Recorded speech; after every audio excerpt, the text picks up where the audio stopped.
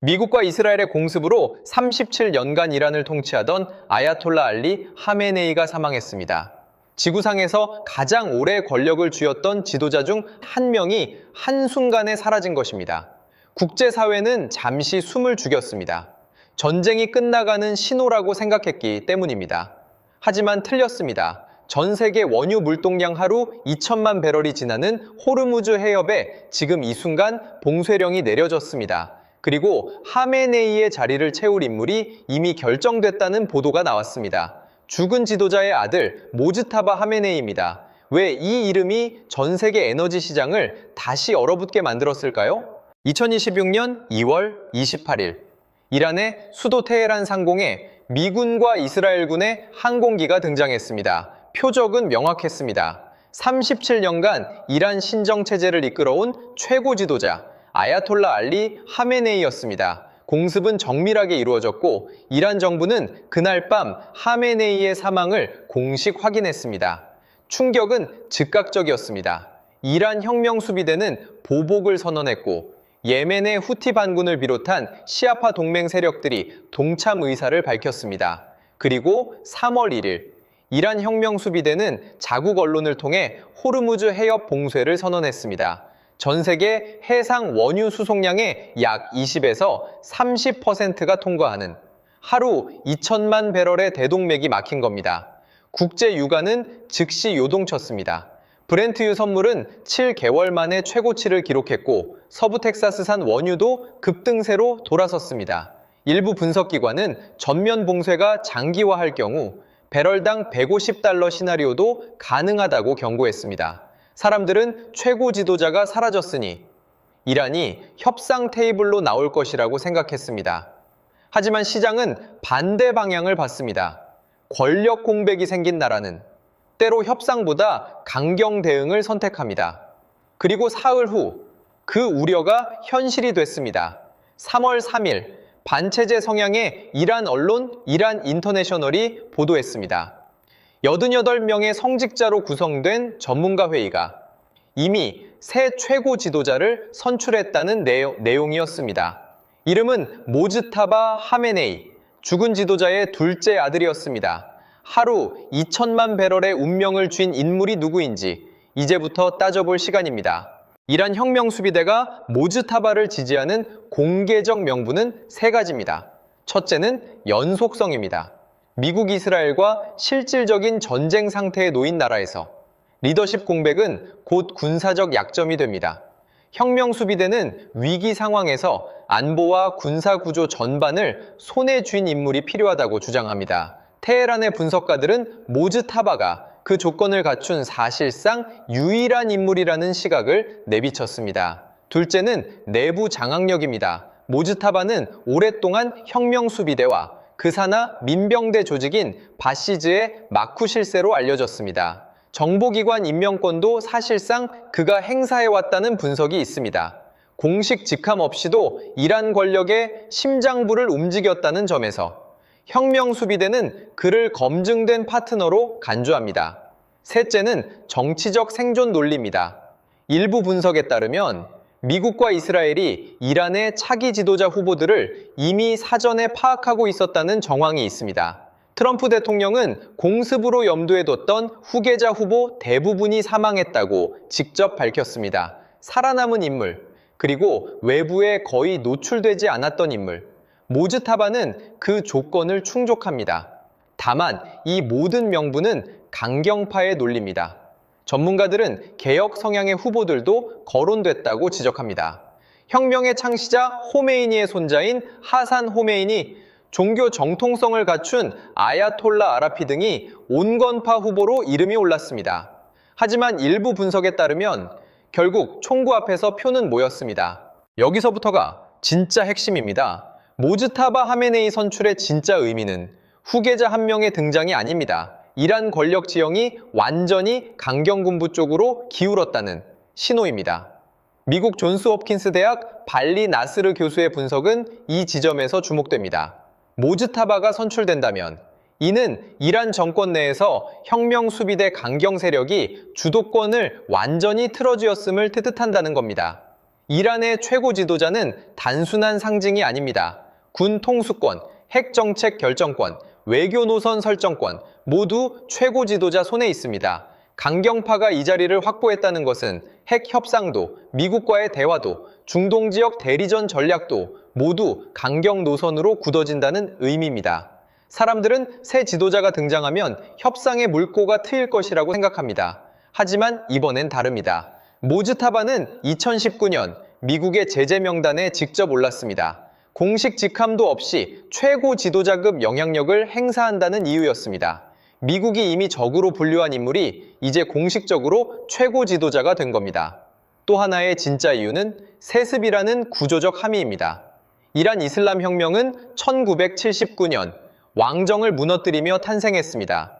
혁명의 핵심 명분 중 하나가 바로 세습 통치의 종식이었습니다. 그런데 지금 혁명 수비대의 압박 아래 아버지의 권력이 아들에게 넘어가고 있습니다.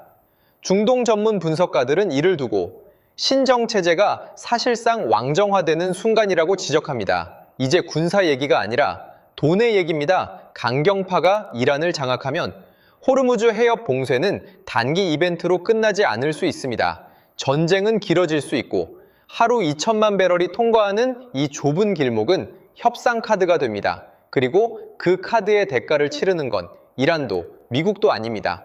호르무즈 해협은 폭이 가장 좁은 곳에서 약 33km에 불과합니다. 서울에서 수원까지의 거리입니다. 그 좁은 바닷길로 전 세계 해상 원유 수송량의 약 20에서 30% 하루 2천만 배럴이 지나갑니다. 한국, 일본, 중국, 인도가 매일 들이마시는 에너지의 핵심 동맥입니다.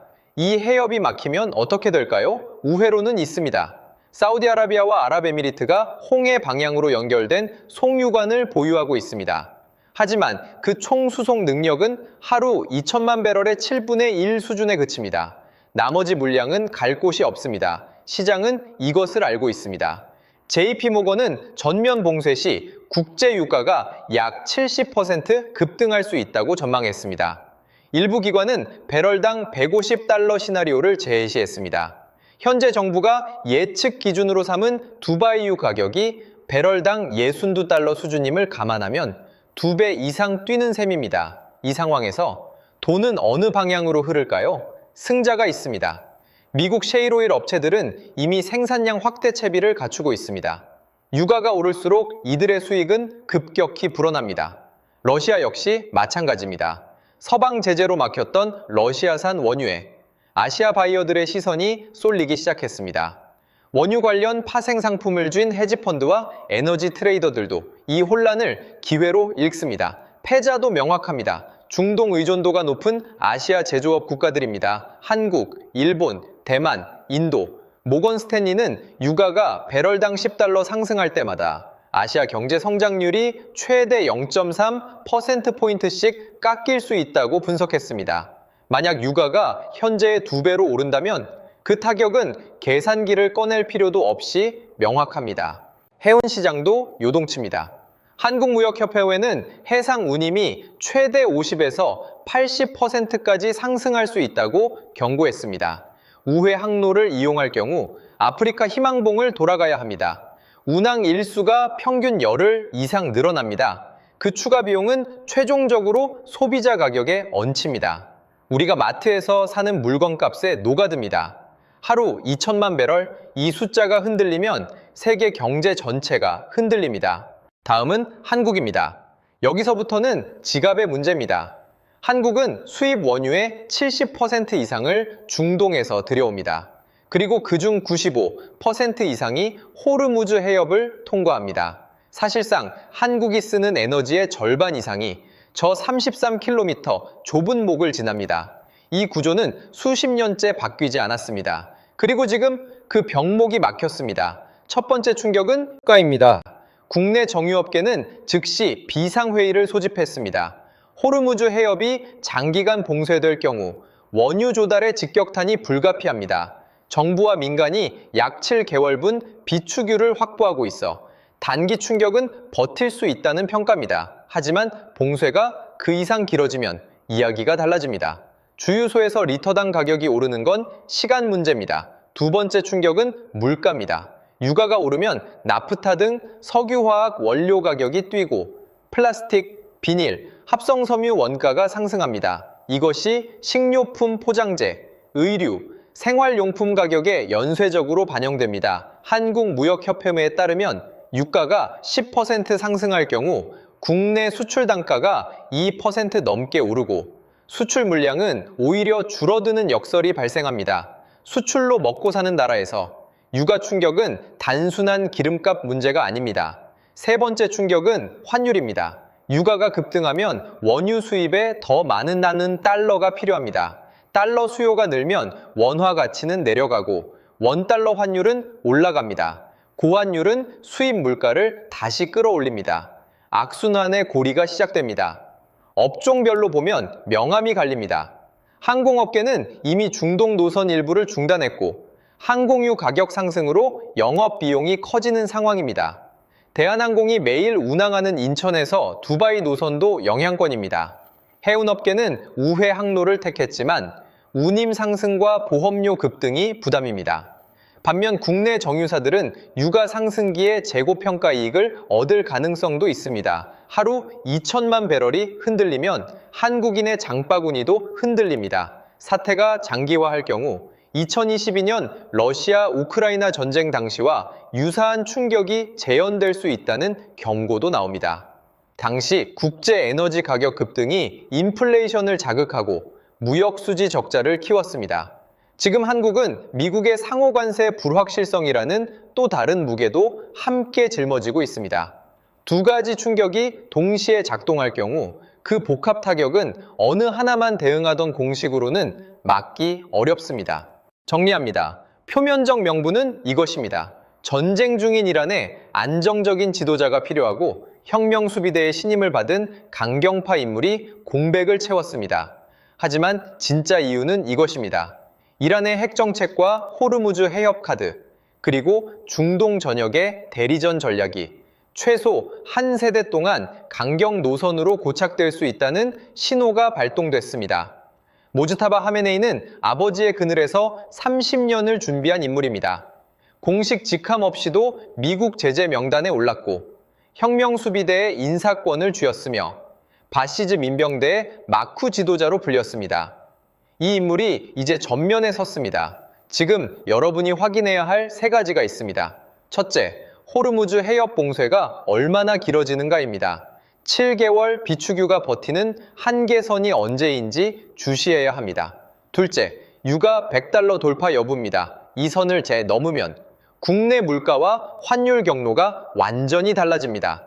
셋째, 이란의 공식 발표 시점입니다. 모즈타바 선출이 공식화될 경우 미국과 이스라엘의 반응이 또 다른 충격의 방아쇠가 될 수 있습니다. 세계에서 가장 좁은 33km가 우리 경제의 가장 넓은 위험입니다. 하루 2천만 배럴을 둘러싼 이 싸움은 이제 시작일 수 있습니다. 이 영상이 도움이 됐다면 구독과 좋아요 부탁드립니다. 다음 영상에서 뵙겠습니다. 시청해 주셔서 감사합니다.